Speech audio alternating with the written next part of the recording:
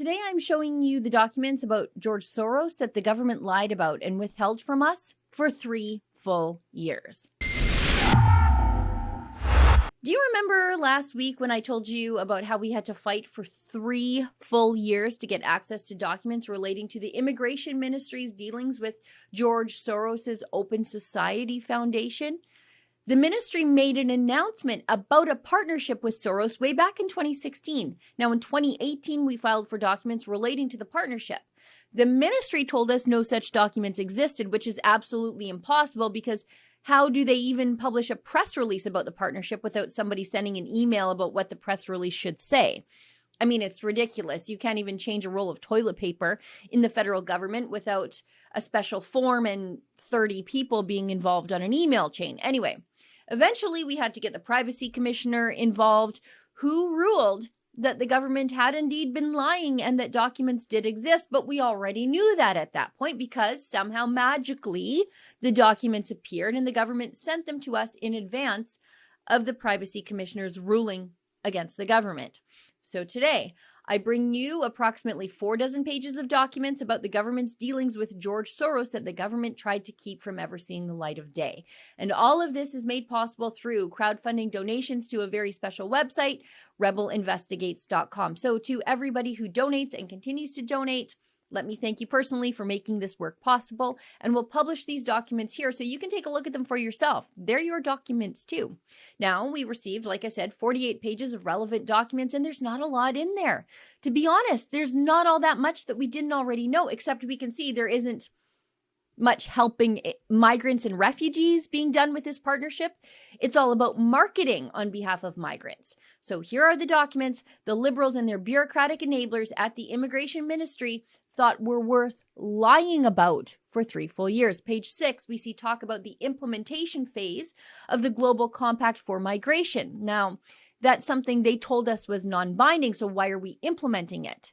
That's how the UN tried to sell it to everybody. Take a look at this. The Global Compact for Migration is the first ever UN global agreement on a common approach to international migration in all its dimensions. The Global Compact is non-legally binding. It is grounded in values of state sovereignty, responsibility, sharing, non-discrimination, and human rights, and recognizes that a cooperative approach is needed. Now, the UN uses the term state sovereignty here, but the Compact on Migration cedes state control of immigration over to the United Nations, and it's all about open borders. It reminds me of Doug Ford's Reopening Ontario Act, which is the act that closes the place up. It's just an Orwellian name. And the Compact also rejigs what it means to be a refugee. It's no longer people fleeing war, famine, and persecution. Nope, look at this. Today, there are over 258 million migrants around the world living outside their country of birth. This figure is expected to grow for a number of reasons, including population growth, increasing connectivity, trade, rising inequality, demographic imbalances, and climate change. Now, page 15 of the same document package asks, how can IRCC, that's Immigration, Refugees, and Citizenship Canada, best play its role in the migration diplomacy space? Now, that means leveraging immigration policy for political ends. Let me show you an example of this. This tweet is from Prime Minister Justin Trudeau, and this is migration diplomacy, the progressive form of it. His stupid welcome to Canada tweet was meant to troll President Trump, who had just enacted a travel ban from several failed states wherein officials could not properly screen immigrants and visa applicants. The tweet was meant to drag Trump for what Trudeau thought was a bad policy. But instead, it triggered an illegal migrant crisis in Canada when migrants took the invitation from Trudeau seriously. That problem continues today. Now, this is Trump also doing migration diplomacy a touch better with his Remain in Mexico policy from 2019. The policy, formerly known as the Migrant Protection Protocols, involves migrants who arrive at the U.S. southern border and claim asylum. They are returned to Mexico to await their hearings instead of being allowed into the United States. What this did was prompt Mexico to deal with migrants from South America on their southern border, using Mexico as the pass-through to the United States, and border apprehensions plunged. Okay, so back to these documents. Page 19.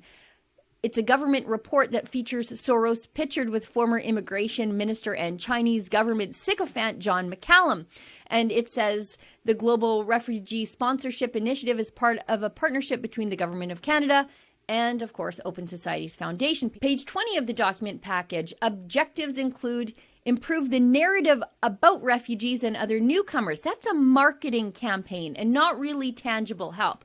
Page 38, 20 months into the initiative, the GRSI, the Global Resettlement Sponsorship Initiative, has received or is on track to achieve its objectives of increasing protection spaces, creating welcoming communities, and changing the narrative about refugees. Now, what's the GRSI? That's on page 37. It's a partnership led by the Government of Canada, the UN, Open Societies Foundation, the Gooster Foundation, and the University of Ottawa Refugee Hub. Refugee Affairs Branch is the focal point for GRSI on behalf of the Government of Canada. On page 39, we see a briefing note bragging that the Open Society Foundation's partnership has been entrenched in the Department RAB, that's the Refugee Affairs Branch, has successfully entrenched this novel partnership of NGOs, INGOs, and philanthropic organizations within the department. Now, why did the government lie to keep this information away from us?